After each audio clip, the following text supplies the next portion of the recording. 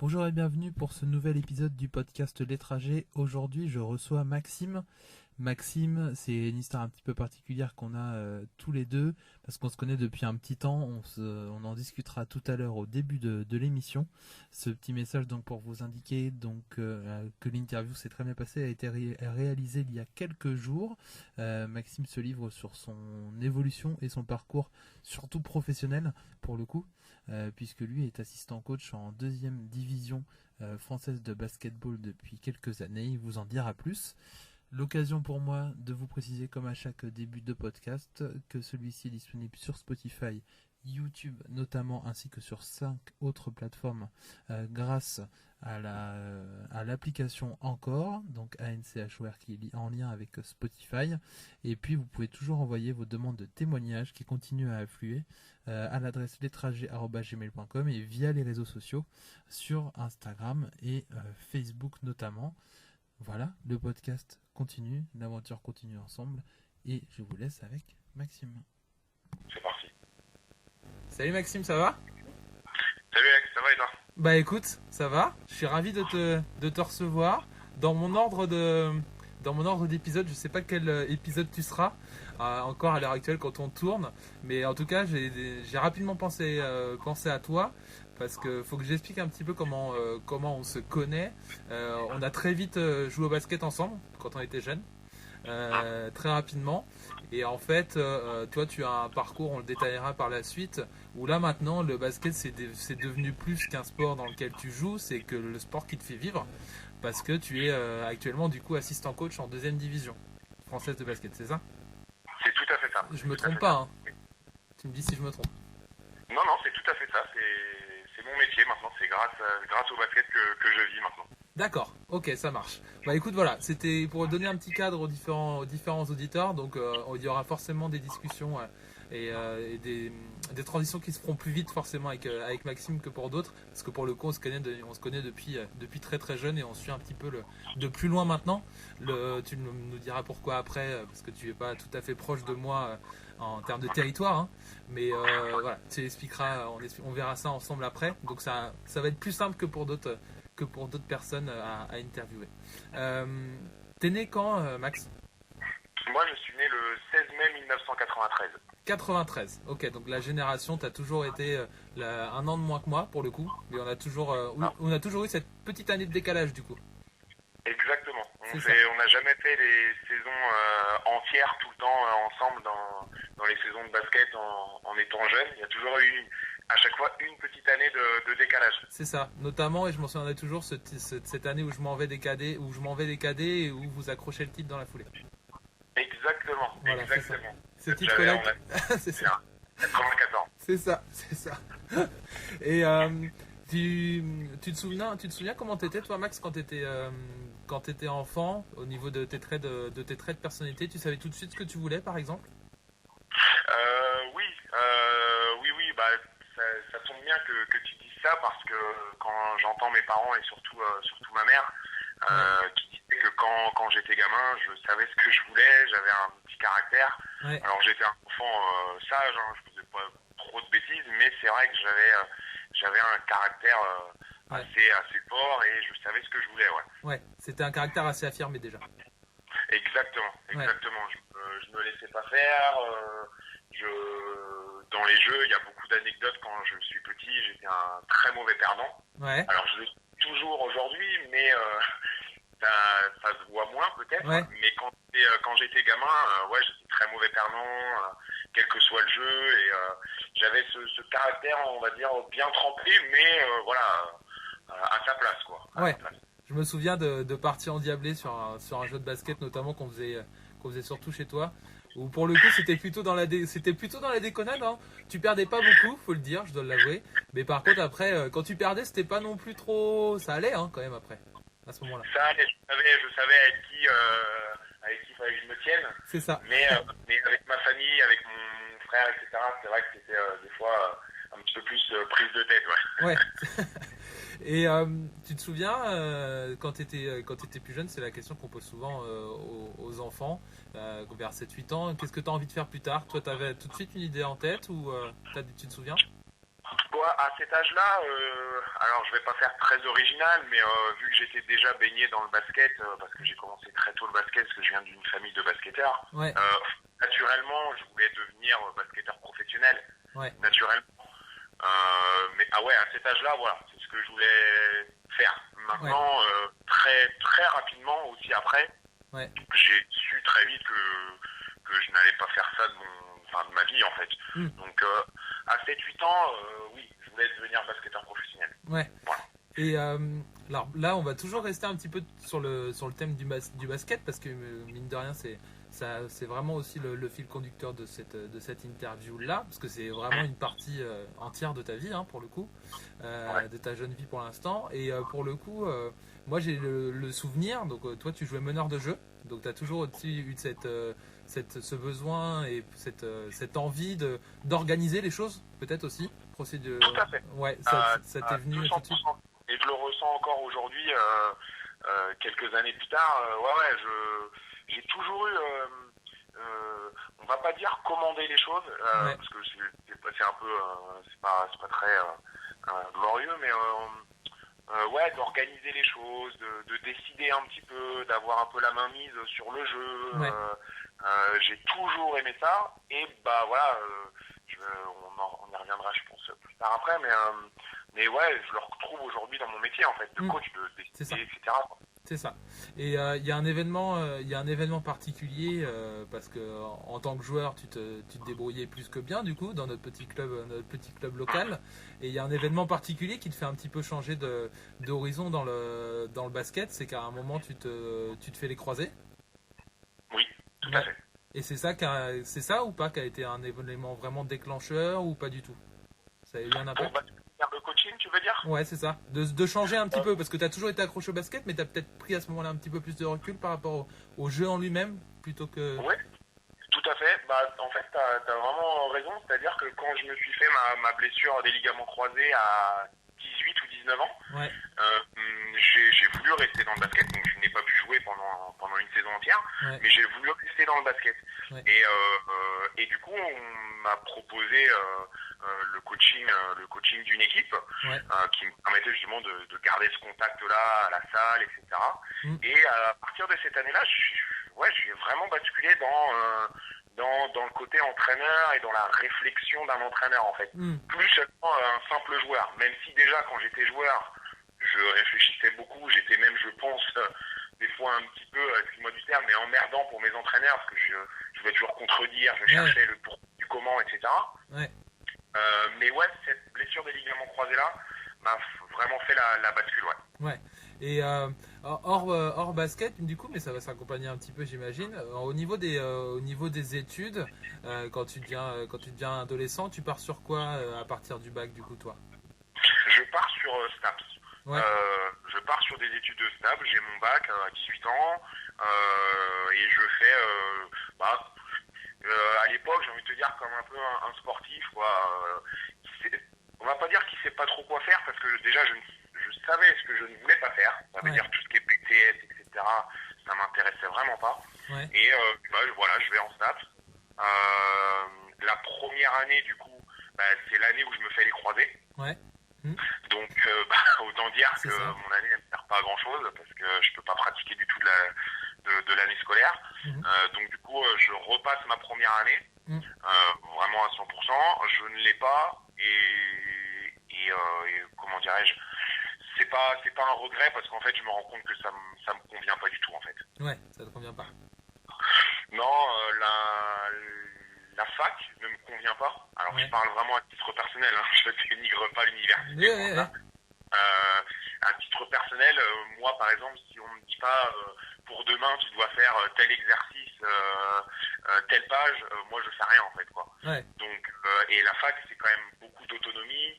Les cours magistraux, tu viens pas, ça change rien. Donc, bon, faut pas me dire ça parce que sinon, je viens pas. Et du coup, en fait, j'ai pas du tout accroché avec la fac, déjà.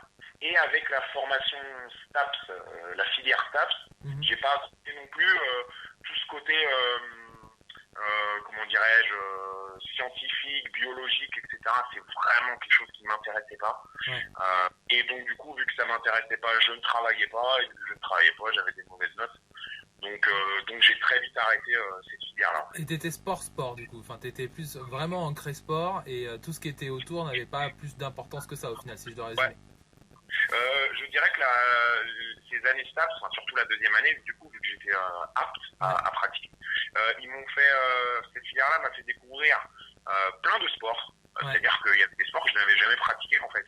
Et j'ai adoré ça, de découvrir. Alors voilà, j'ai arrêté, maintenant j'en fais plus, mais j'ai découvert ça. Par contre, comme tu dis, tout ce côté théorique, non, en fait, ça m'intéressait pas et je me voyais pas poursuivre là-dedans. Donc, plutôt que de persévérer, je me suis dit bon allez, j'arrête et puis comme ça l'affaire était réglée. Ouais, c'est ça. Et au basket, donc pour le coup dans notre petit club local de Changé, donc tu prends en charge l'équipe une fille. À l'époque, c'était les cadettes. Ah, les cadettes. Ok.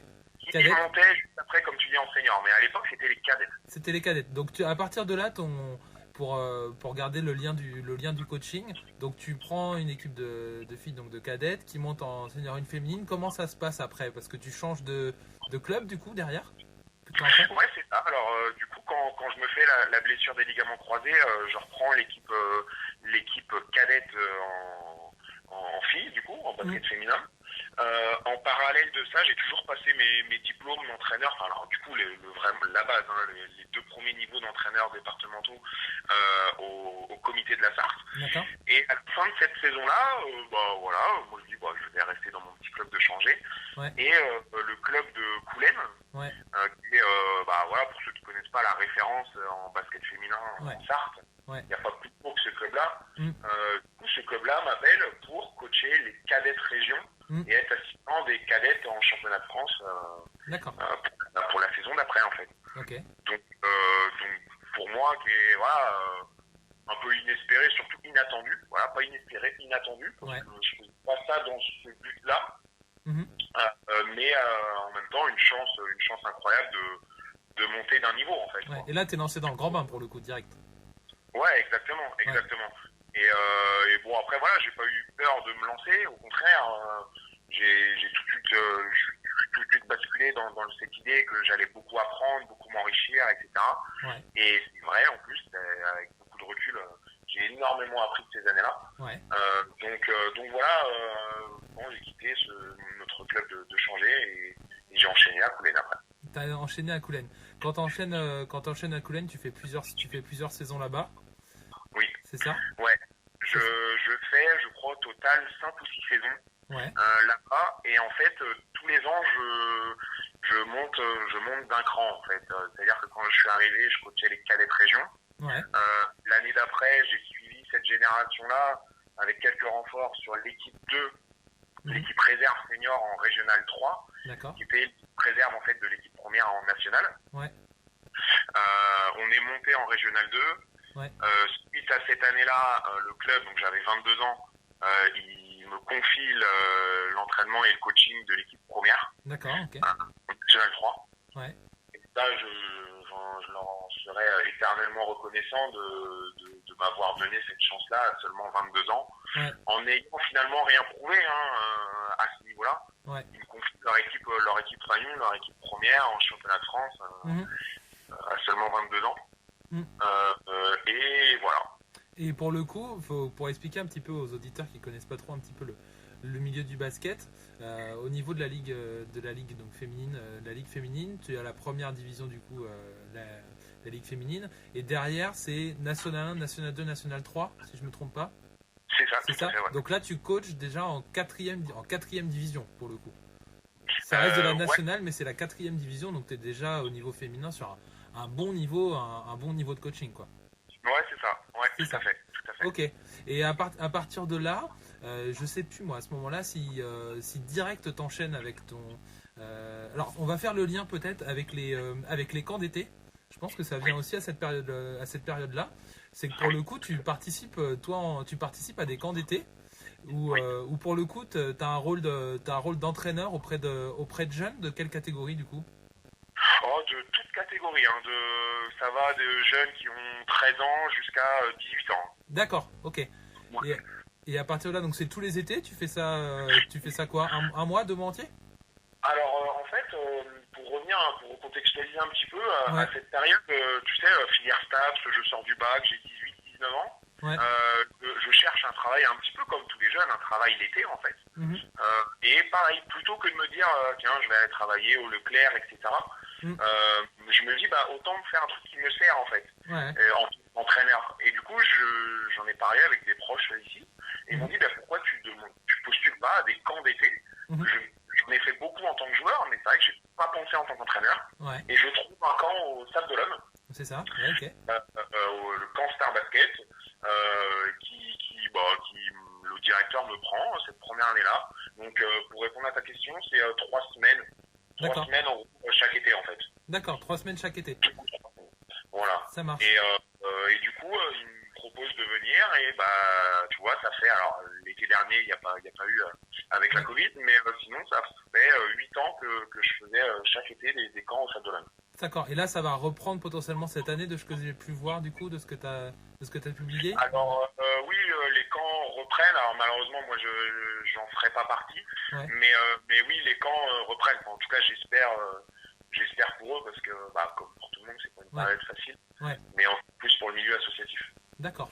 Et à partir du moment où donc là tu montes en grade à Coulennes, tu arrives en quatrième division féminine en coach principal. Comment se passe du coup alors il y a peut-être d'autres choses entre temps, mais la rencontre du coup avec le coach actuel du coup du club, parce que maintenant faut expliquer où tu te situes maintenant en France. Ouais. Bah, maintenant, je suis à l'autre bout de la France, dans l'Est, Ouais. à Gris-Oberhofen, qui est à 20 minutes de Strasbourg, en gros, D'accord. dans un club alsacien. Ouais. C'est la banlieue de Strasbourg du coup ou pas? Oh, Non, voilà, je suis à 20 minutes de Strasbourg. 20 minutes de Strasbourg. Et comment elle se fait la rencontre avec ce club-là, du coup? Comment ça se passe? Bah écoute, cette rencontre-là, elle se fait lors d'un camp d'été, encore une C'est fois. pour ça, ouais.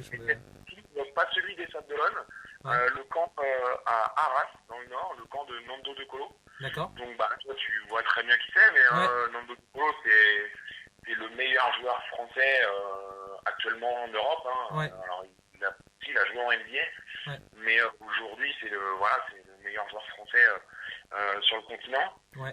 qui lance un camp dans sa région natale, dans le nord. D'accord. Et je postule, voilà, comme ça, et je suis pris Mhm. pour être entraîneur sur ces camps, et je fais la rencontre du directeur technique, D'accord. de Pouillard. Donc on passe deux étés de suite ensemble, pareil, 2 semaines. Mhm. Puis arrivé à Coulennes, enfin à la fin de mes années Coulennes, voilà, j'ai envie de passer un petit cap. Je veux en faire vraiment mon métier en fait. D'accord, c'est là que tu te prédestines à ça définitivement. Voilà, là je me dis bon, maintenant il faut que je bascule sur autre chose et faut que je me lance et que j'en vive. Mhm. Et du coup, j'appelle juste Ludovic pour lui dire, bah voilà, est-ce que tu as des conseils à me donner, juste vraiment dans un rôle de conseiller, parce que je savais qu'il connaissait du monde, mais voilà. Mhm. Et il me dit tout simplement, il me dit, bah écoute, moi je suis au club de Gris en Alsace. L'année prochaine, je cherche un assistant et j'ai pensé à toi, donc est-ce que tu veux venir? Ah oui, ok, ça se fait comme ça. Ça se fait comme ça Ouais. du coup. C'est aussi simplement que ça, et du coup, bah voilà, après on s'est très mis d'accord sur toutes les petites modalités administratives, et puis bah me voilà aujourd'hui en Alsace. D'accord, et donc là, ça fait combien de temps que tu y es? Alors ça fait 4 ans. Ouais. 4 ans que je suis en Alsace, sachant que l'année dernière, je suis rentré pour une petite année sabbatique en Sarthe. Ouais. Donc là, j'entame ma 3e, enfin elle est bien entamée, tu me diras, Ouais. ma 3e saison ici. 3e saison complète ici du coup. Exactement. Ok. Exactement. J'ai juste une question parce que je les connais bien et je les ai bien connus aussi par rapport à tes parents et à ton frère. Le choix de partir, c'est un sujet qui est souvent évoqué, notamment on a parlé avec Charles, avec Angéline, qui étaient partis eux en Angleterre. Là c'est pas tout, ça reste en France, mais le fait de partir loin comme ça à l'autre bout de la France, de moins les voir, comment eux ils le vivent? Je pense qu'ils t'encouragent, mais c'est perçu comme ça tout de suite? Ouais, tout de suite, ouais. Tout de suite, au contraire, mon père m'a dit clairement, vas-y, pars, faut que tu y ailles. Ouais. Moi, mon père, voilà, toi tu le connais, mais c'est un basketteur, hein. Ouais. Un amoureux du basket, donc de me voir m'offrir des opportunités comme ça, Mhm. quand je lui ai expliqué cette offre-là, voilà, il a été le premier à me dire bon bah vas-y fonce, il faut que tu partes, là. Ouais, Pars du Mans et traverse la France, et c'est pas grave si on se voit moins. c'est ça. Donc ouais, non, et ma mère pareil, très très contente pour moi. Ouais.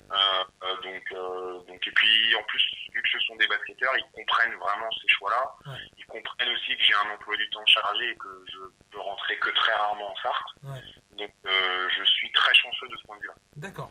Et moi, pour rentrer dans le vif du sujet sur ton poste actuel, donc pour resituer, pareil, encore une fois, j'explique un petit peu, mais c'est important pour comprendre le contexte. Donc là, tu coaches, tu es assistant coach d'une équipe masculine qui est en deuxième division française. Donc la Pro B, il y a la Jeep Elite qui est la première division, où joue notamment le Club du Mans et de grosses écuries. Et toi derrière, tu es sur la deuxième division française. Typiquement en assistant coach, comment elle s'organise? Moi ça m'intéresse parce que ça pour le coup, c'est une vision que j'ai pas. Et Dieu sait que j'adore le basket, c'est une vision que j'ai pas. Comment elle s'organise ta semaine de travail, typiquement, ta journée de travail même? Ma semaine de travail, alors je vais te dire une semaine type. Alors déjà en Pro B, on joue le vendredi soir. D'accord. Une semaine type, elle commence le dimanche soir. Ouais. Où on s'entraîne le dimanche soir. Il Ouais. faut partir du principe qu'on s'entraîne 2 fois par jour. Donc le matin, Ouais. de 9h30 à 11h30. Et Ok. le soir, de 16h30 à 18h30 en gros. Ouais. Donc on s'entraîne 2 fois par jour. Donc notre semaine, elle commence pas le lundi matin, elle commence le dimanche soir. Dimanche soir, ok. Par un entraînement collectif. Ensuite, le lundi matin, alors c'est notre petite routine depuis la reprise en août, c'est-à-dire qu'on a le test Covid tous les lundis matins. D'accord, ok. On a un test Covid prévu par le protocole de la Ligue nationale de basket. Ok. Donc voilà. Ensuite, le matin, il faut savoir qu'on est tout le temps sur du travail un petit peu individuel. On ne fait rien de collectif. Ok. C'est du travail individuel, alors soit par groupe, soit l'équipe entière, mais où les axes de travail sont sur exemple le tir, des fondamentaux individuels. Mhm. Tandis que le soir, ce sont vraiment des séances collectives. D'accord. Où là, on travaille, que ce soit l'attaque ou la défense, vraiment des situations collectives. Ok. Donc le lundi 2 fois, le mardi 2 fois, le mercredi, on leur laisse généralement le mercredi matin, Ok. et on reprend vraiment le mercredi soir. Ok. Et puis après, écoute, le jeudi, si on joue à domicile, on s'entraîne chez nous et puis on joue le vendredi. Si on joue à l'extérieur, on part le jeudi en déplacement et comme ça on joue le vendredi à l'extérieur. D'accord. Avec un entraînement matinal du coup le vendredi? Enfin, un shooting ou... Oui, ah oui, le jour du match, donc on joue à 20h le vendredi. Ouais. On fait toujours un réveil musculaire le matin de 9h à 11h, un petit travail juste pour réveiller les joueurs, histoire qu'ils fassent pas la grasse mat et qu'ils arrivent un peu endormis au match, quoi. D'accord. La préparation d'un entraînement, d'un match comme ça, toi, du coup, tu es très en lien avec le coach principal, il te laisse un petit peu de liberté, ou est-ce que tu es en charge aussi de tout ce qui est analyse vidéo, du coup, ou pas? Explique-moi un petit peu tes tâches. C'est ça. Alors moi, je suis responsable de toute l'analyse vidéo. Ok. Déjà, d'un premier point, c'est l'analyse vidéo, excuse-moi, de nous, c'est-à-dire notre performance à nous. D'accord. Et d'un deuxième point, sur nos adversaires. Parce que quand on prépare un match sur un adversaire, Ouais. je regarde beaucoup les matchs, les 3 derniers matchs de nos adversaires, les points forts, les points faibles, Ouais. individuellement, les joueurs, collectivement, comment ils attaquent, par quel système ils attaquent, comment ils défendent. Ok. Voilà, je décortique en fait tout le jeu adverse. Ok. Ce qui fait que quand moi j'arrive au match, finalement, je connais par cœur l'équipe adverse, je connais par cœur les joueurs. D'accord. Donc t'as t'as vraiment 2 pôles. T'as le pôle vraiment d'entraînement et t'as ton pôle où toi t'en es responsable, où il y a une grosse partie analyse et analytique. Exactement. Okay. Voilà. Donc moi, en début de semaine, parce que voilà, c'est tout un travail à faire en amont. Mm-hmm. Tu vois, par exemple, là, en ce moment, je travaille déjà sur l'équipe contre qui on va jouer dans 2 semaines. Okay. Bien qu'il y ait des matchs avant, mais voilà, c'est tout un travail à faire en amont. Moi, je fournis une analyse complète vidéo et statistiques au coach en début de semaine. Okay. Comme ça, lui, derrière, il établit sa stratégie de match okay. et qu'on fait apprendre aux joueurs pour qu'on arrive prêt le jour du match. D'accord. Et tout ça, ça se travaille du coup dans la semaine aux entraînements par rapport à comment fonctionne l'équipe adverse, vous adaptez vos entraînements en fonction. Exactement. Le matin, comme je te dis, le matin, on travaille beaucoup individuellement et puis par exemple, des fois, on termine la séance sur le travail de nos adversaires où on va dire, bon ben voilà, sur quand ils font telle attaque, et ben nous, on veut défendre de telle manière, ouais. Pourquoi, comment, etc., etc. Okay. Et toute la semaine, en fait, les joueurs sont bercés à la fois par notre performance à nous parce que on doit être bon, et en même temps, ils sont bercés aussi par contre qui on va jouer dans 5 jours et contre quel joueur on va jouer. D'accord, ok, ça marche. Vous adaptez sur la performance globale de ton équipe et la performance globale de l'équipe adverse. Totalement, exactement. Okay. Alors c'est une question aussi moi qui m'intrigue parce que pour le coup là en deuxième division française, tu commences à avoir vraiment, enfin c'est déjà le cas en national et autres, mais là tu es à un niveau supérieur, tu commences à avoir des gros joueurs qui arrivent, vraiment des joueurs qui pour le coup ont des qualités qui sont faites pour voir plus haut, sont faites potentiellement pour la JPU ou à votre niveau, qui ont des qualités, qui commencent à avoir vraiment des grosses qualités. Comment s'établit la communication avec les joueurs de ton côté, parce que tu peux avoir tout type de joueurs en fait, tu peux avoir des joueurs slovènes, des joueurs qui viennent des États-Unis, t'as tout. Comment ça fonctionne pour toi ce côté-là? Est-ce que tu as dû apprendre beaucoup aussi davantage sur la langue ou pour fonctionner avec eux? Comment ça? Écoute, nous déjà c'est simple, au quotidien on parle que anglais. D'accord, voilà. Ok. Alors, excepté quand on parle individuellement à un Français, on parle français entre nous, ouais. Mais collectivement tous nos entraînements se font en anglais parce que comme tu dis, on a 2 Américains, on a un Espagnol, on a un Serbe, on a un Slovène, ouais. Et puis on a évidemment des joueurs français. Okay. Donc ce sont des joueurs, en l'occurrence des joueurs étrangers qui arrivent en France et qui ne parlent pas un mot de français. Donc on parle anglais parce que finalement tout le monde comprend l'anglais. En tout cas dans le milieu du basket, tout le monde comprend l'anglais, donc on parle anglais. Et puis après, au quotidien, la communication, c'est vrai qu'en tant qu'assistant, elle est plus importante qu'avec l'entraîneur principal, puisque l'entraîneur principal met des fois volontairement des barrières entre les joueurs pour pas trop dépasser cette ligne. Ouais. Et nous, du coup, derrière, assistants, on est là pour faire le tampon et faire vraiment le relais entre le coach et les joueurs. D'accord. Lorsque c'est des moments d'incompréhension okay. Sur un point précis du jeu, nous on est là pour dire si il faut que tu fasses ça, etc. Donc on a un rôle de l'ombre, mais quand même relativement important en fait. Quoi. Ouais, qui ressurgit sur le quotidien beaucoup quoi. Exactement. Au quotidien, c'est vraiment un travail de longue haleine, la communication avec les joueurs. Alors des fois, certains plus que d'autres, mais c'est vrai que c'est vraiment important et ce sont des choses qui peuvent se ressentir dans le jeu en match après. Ok. Et pour le coup, une autre question qui m'intrigue, c'est tu y réponds ou pas? Parce que pour le coup, là, je sais pas si je passe une limite au niveau de ce que tu as le droit de dire ou pas. Est-ce que toi, tu as ton avis à donner sur les joueurs, sur les potentiels joueurs qui pourraient venir ou pas? Ou est-ce que c'est que le coach qui décide? Ah, dans le recrutement, tu veux dire? Ouais. Écoute, ça dépend des entraîneurs, je pense. Moi, j'ai travaillé qu'avec un entraîneur pour le moment. Ça dépend. Des fois, moi, l'entraîneur me demande mon avis sur tel ou tel joueur.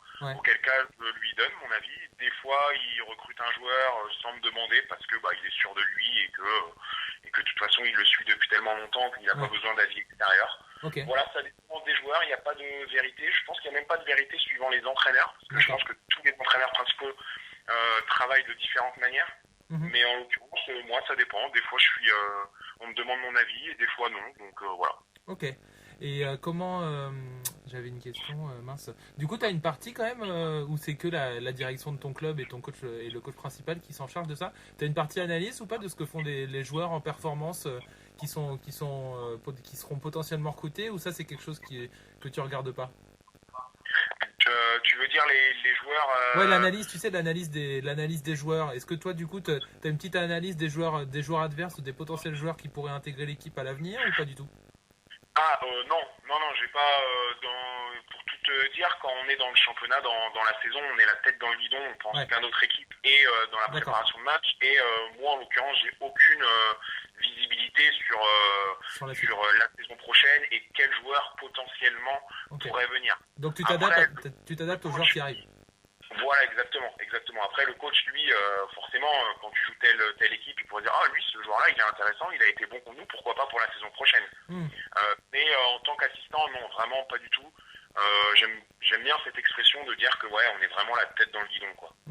Ok, tout le temps à fond, et toi, t'as pas de visibilité au-delà du week-end qui arrive, en fait, enfin des 2 semaines qui viennent. Ouais, voilà, c'est ça. Ouais, je pense vraiment que aux matchs, les matchs qui arrivent, qui s'enchaînent, et puis on verra bien la saison d'après. De toute façon, on verra bien. On va en parler vite fait parce que là, du coup, la Ligue a décidé de reprendre les deux, la Jeep Elite et la Pro B, du coup, avec un calendrier très très très chargé jusqu'au mois de mai-juin, j'imagine. Ça s'organise comment de votre côté? Ça va être tout un nouveau fonctionnement qui va impacter ton travail d'analyse, toi, et d'entraînement? Écoute, tout à fait, tu as entièrement raison. On parlait tout à l'heure d'une semaine type. Et à partir de 10 jours, dans 10 jours, la semaine type, elle n'existera plus. Puisque je te disais qu'on jouait tous les vendredis, maintenant on va jouer tous les mardis et tous les vendredis. Ouais, c'est ça, donc, match par semaine pour rattraper le retard. Voilà, exactement, pour rattraper le retard des matchs qu'on a joué du coup novembre, décembre, janvier, etc. Ouais. Donc on jouait tous les mardis, tous les vendredis, donc ça va faire des semaines à un rythme vraiment très soutenu. Donc forcément, on va devoir s'adapter. Ouais. C'est-à-dire qu'on s'entraînera complètement différemment, forcément moins physiquement. Ouais. On va s'entraîner physiquement parce que il faut quand même garder cette énergie pour les matchs. C'est ça.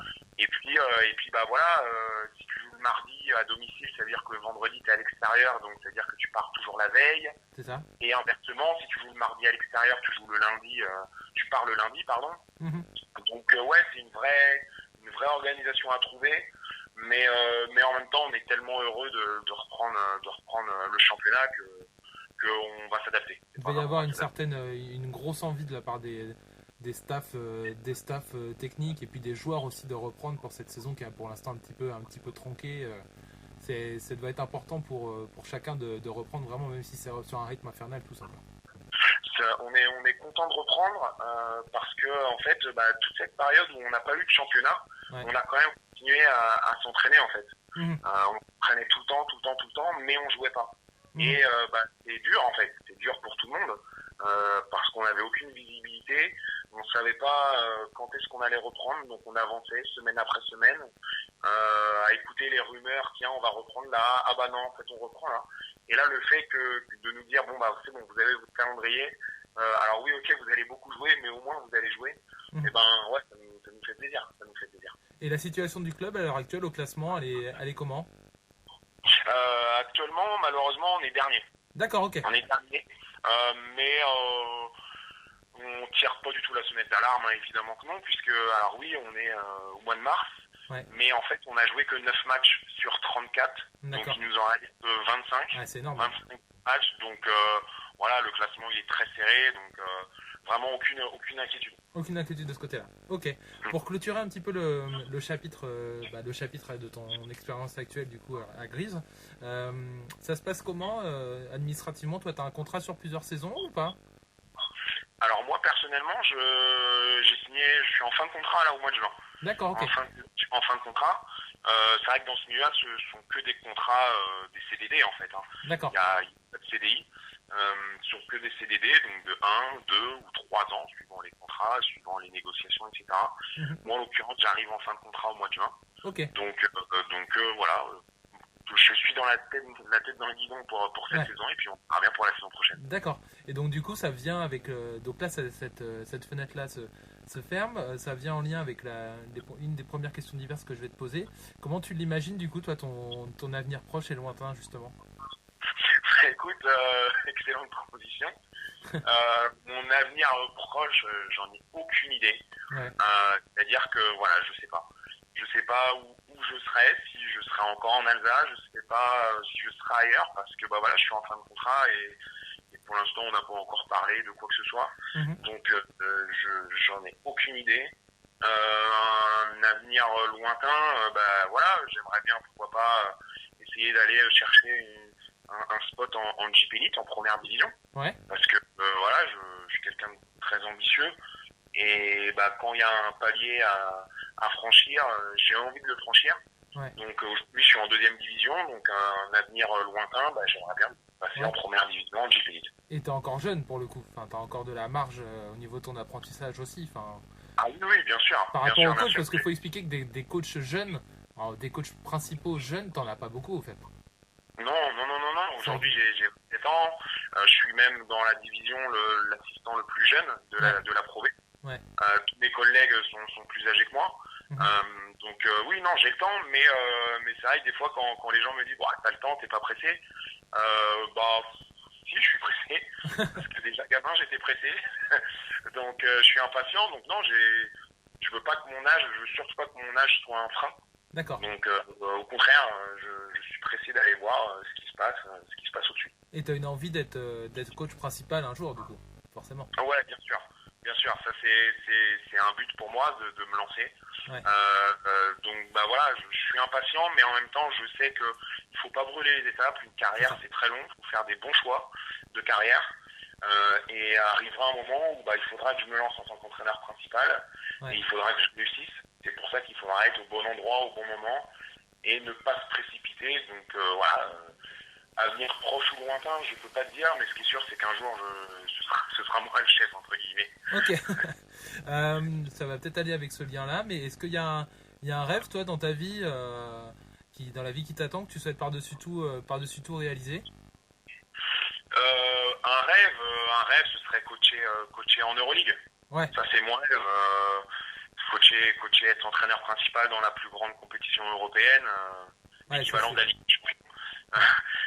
Ce serait mon rêve. Je sais très bien que c'est très compliqué de le réaliser, mais ouais, c'est mon rêve. C'est ton rêve. Ok. Il me reste deux petites questions à te poser, des questions qui sont un peu plus légères. Je les pose ces deux questions-là à chacun des invités.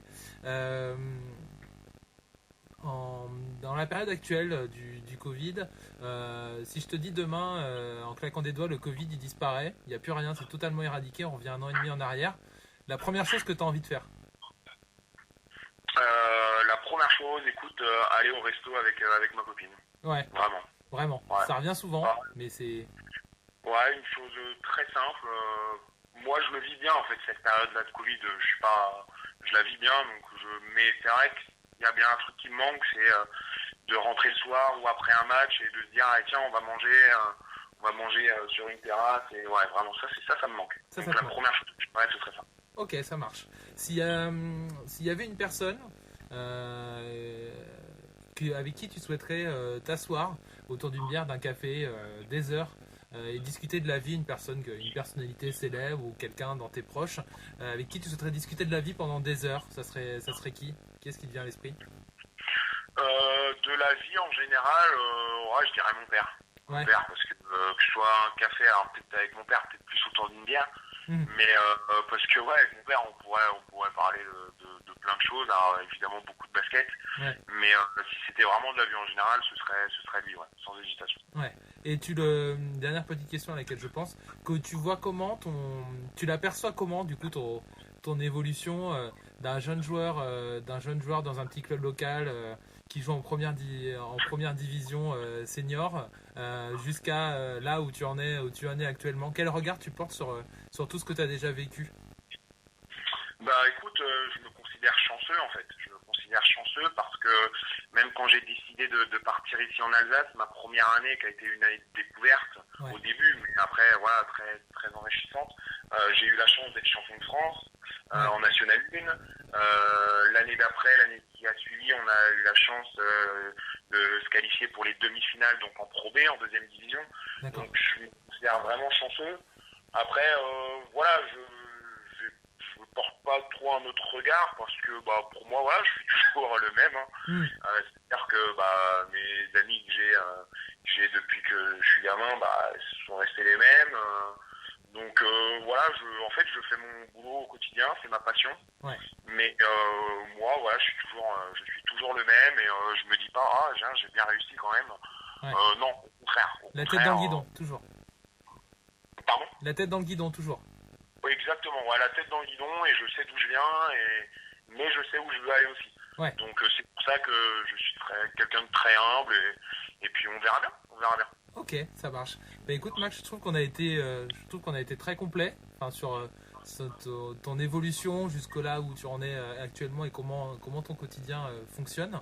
Je suis d'autant plus content d'avoir pu t'interviewer parce que comme je le disais, on a vraiment été très proches. On se suit maintenant du fait de la distance et effectivement de notre évolution à chacun. On se suit à distance, mais pour le coup, moi je tiens à te le dire aussi, non sans une petite pointe d'émotion.